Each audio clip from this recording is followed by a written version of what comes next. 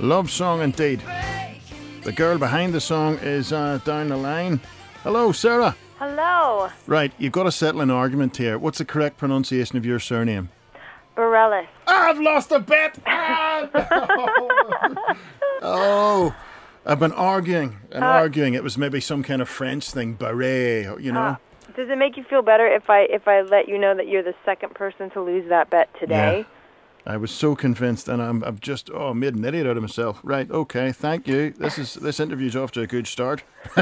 So Love Song did a big trick for you a couple of years ago. Were you surprised when it took off the way it did? Oh my God, yes, absolutely. It was the whole beginning of this roller coaster was shocking. But I think that's partially what made it so sweet. It was just I couldn't have seen that coming at all. So it was a really fun ride. Brilliant. Just shows you never know what you release, what's going to catch on, what's not. I mean, seriously. Absolutely. And I think, nobody did. Nobody from. I mean, we all had high hopes for it, of course, but you can't know. Well, listen, we all know hundreds of great songs that were never hits, and no one can work out why, you know. So it's just nice when it does work out. You write a good song, happy with it, and then the rest of the world picks up on it. So, and the album went on to sell 1 million as well. I know. It's kind of crazy. How good was that? Oh, it's awesome. I will revel in that for the rest of my life. Yeah. And then, of course, it was Grammy nominated as well. Yeah, the Love Song got 2 Grammy nominations. I lost both of them. Thank you for bringing it up. And I'm glad, because people, you know, it's like at the Oscars. You know, they'll interview the people who didn't win, and they'll say, no, it was nice being nominated. When inside they're just heaving with animosity, and I should have won and I didn't win. What song beat Love Song in the Grammy? Oh my gosh, is it bad that it was Viva La Vida. Coldplay. Yeah, Coldplay. Well, it's a good song. Oh, it's an awesome song. Well, I was going to say that, but I'll let you say it, right? I didn't want to build up Viva La Vida too much in case it angered you, you know? Yeah, right. In case you're still throwing darts at photographs of Coldplay. I feel my blood pressure rising just as we're talking about it. So anyway, the new album, was the pressure on because the Little Voice did so well? You know, in a way it was, and I only attribute that to myself. I think I really, I was making myself feel pressured and was having a lot of anxiety over what was going to happen next. But, I had to kind of just get to a good place about being at peace with whatever happens.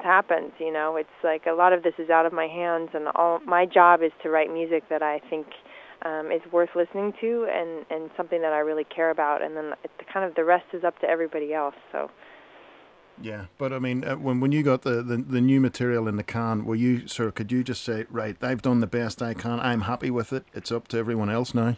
I really can. I was a real stickler about making sure that the songs that made it on this record were songs that I really believe in, and so I'm ending up with a final product that I'm just really proud of, and it's really fun to come out and support it and share it for the first time, because it's energizing to me, because I haven't, I've been playing the same songs for a lot of years now, I'm really ready to share some new material. Yeah, so the new album, Kaleidoscope, is released on the 21st of February, and then, of course, the first single, King of Anything, is released on Valentine's Day. I know, and it's not a Valentine's song at all. That was my next question. Is it a smoochy, I love you, darling, put your arms around me and embrace me? No? No, not so much. I know, because I've seen a description on a press release that says, now you're quoted here. Oh. I know. You might get the bleep button ready. Okay, we won't say that. It says this is a sort of FU song. I've left something out there. So is this a revenge? Is this a snipe at someone? It was, it's kind of ironically very similar to the way Love Song came out. It was. I wrote it after sort of receiving criticism on this round of songs. I felt like I fought so hard for these songs because I had a terrible bout of writer's block, and so once I got the songs together, I was like a mama bear about it, and I got some bad criticism, and it really pissed me off. Yeah. Oh, listen, I remember speaking to Dolly Parton, and she used to write hate mail to journalists. Really?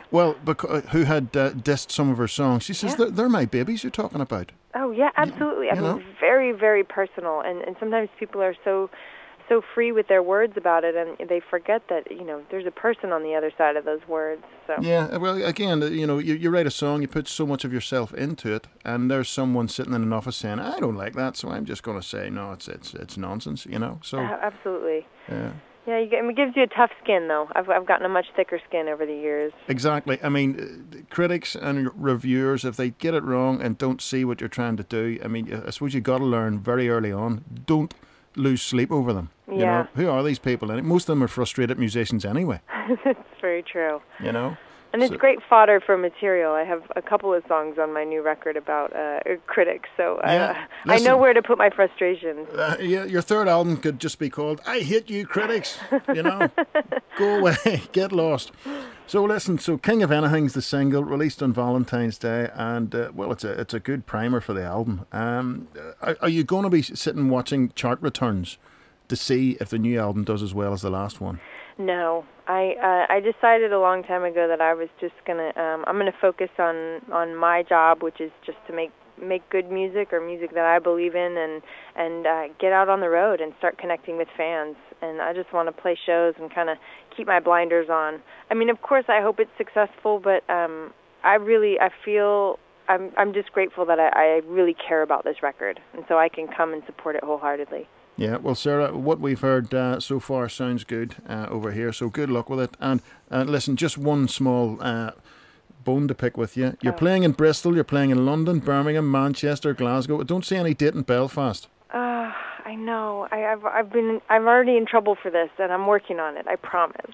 Okay, well, that's all you can do. But Sarah, thank you very much. And that was splendid, apart from me getting the pronunciation of your name wrong, and I've lost a considerable bet. All right, Sarah, thank you very much. Thank you. Cheers now, bye. Bye-bye.